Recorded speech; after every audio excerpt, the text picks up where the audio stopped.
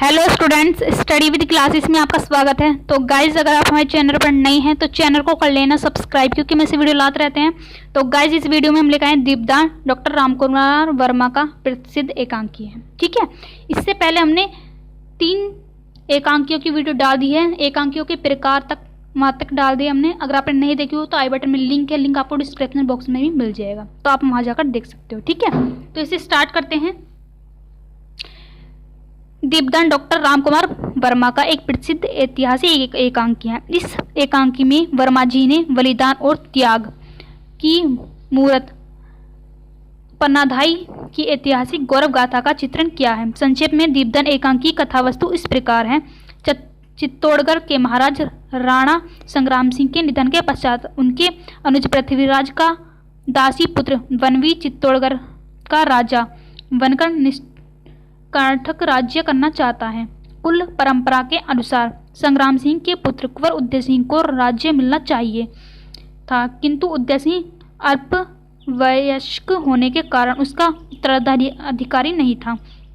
अतः उदय सिंह के संरक्षक के रूप में बनवीर को चित्तौड़गढ़ की गद्दी सौंप दी गई। दीपदान उत्सव के बहाने वहां कुंवर उदय सिंह की हत्या का षड्यंत्र रचता है।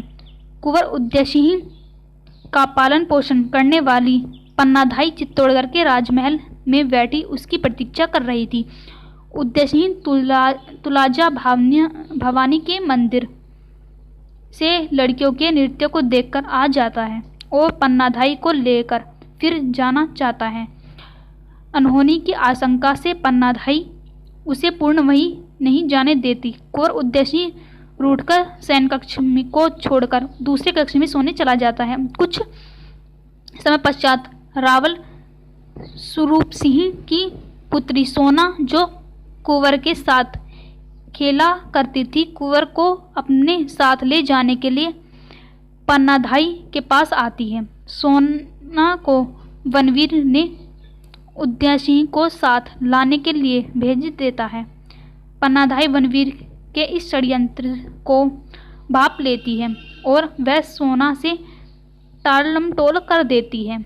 कुछ ही क्षण के पश्चात कुंवर को ढूंढता हुआ पन्नाधाई का पुत्र चंदन आ जाता है। उदय सिंह के सो जाने के बाद सुनकर वह चला जाता है। उसी समय शामलील नाम की दासी चीखती हुई पन्नाधाई के पास आकर बताती है कि बनवीर ने सोते हुए विक्रमादित्य की हत्या कर दी है। अब वह इधर की कुंवर की हत्या के लिए आ रहा है। दासी की बात सुनकर पन्नाधाई व्याकुल हो जाती है और कुंवर की रक्षा के लिए सोचने लगती है। कुंवर को लेकर पन्नाधाई कुंभ अलीगढ़ भाग जाना चाहती थी, लेकिन राजमहल को तो चारों ओर से बनवीर के सैनिकों ने घेर लिया है।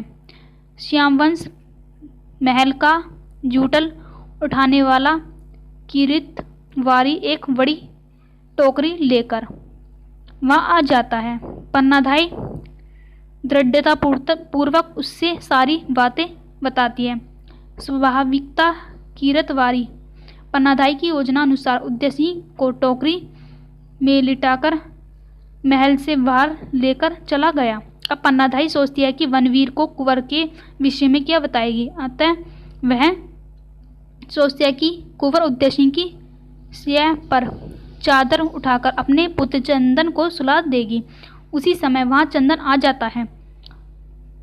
पन्नाधाई उसे कुंवर उदय सिंह की शैया पर लिटाकर लोरियां गाते हुए सुला देती है। इस प्रकार उदय सिंह की रक्षा के लिए अपने पुत्र को बलिदान करने को पन्नाधाई तत्पर हो जाती है।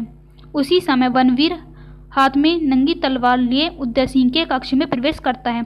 वहां जागीर का प्रलोभन देखकर पन्नाधाई को अपने षड्यंत्र में सहायक बनाना चाहता है, किंतु पन्नाधाई अपने कर्तव्य पर दृढ़ रहती है। वह बनवीर को फटकारती है। क्रोधित बनवीर चंदन को उदय सिंह समझकर पन्नाधाई की आंखों के सामने ही तलवार से मौत के घाट उतार देता है। वह कृतापूर्ण शब्दों में कहने लगता है, यही है मेरे मार्ग का कांटक। वनवीर के इस पूर्ण कांड और पन्नाधाय के अपूर्व त्याग के साथ एकांकी समाप्त हो जाती है। एकांकीकार ने पन्नाधाय के चरित्र से यह व्यक्त किया है कि राष्ट्रीय हित के लिए व्यक्तिगत एवं पारिवारिक हित का बलिदान करना पड़ता है। त्याग से मनुष्य महान तथा स्फूर्त लिपिसा से नीचे बन जाता है। ठीक है, तो गाइस यही थी इनकी स्टोरी। ठीक है, तो गाइस अगर आपको ये वीडियो अच्छी लगी तो वीडियो को कर देने एक लाइक, और चैनल पर नए हो तो चैनल को कर लेना सब्सक्राइब। अगर आप हमें इंस्टाग्राम पर फॉलो करना चाहते हैं, लिंक डिस्क्रिप्शन बॉक्स में दिया हुआ है। तो मिलते हैं नेक्स्ट वीडियो में। Thank you.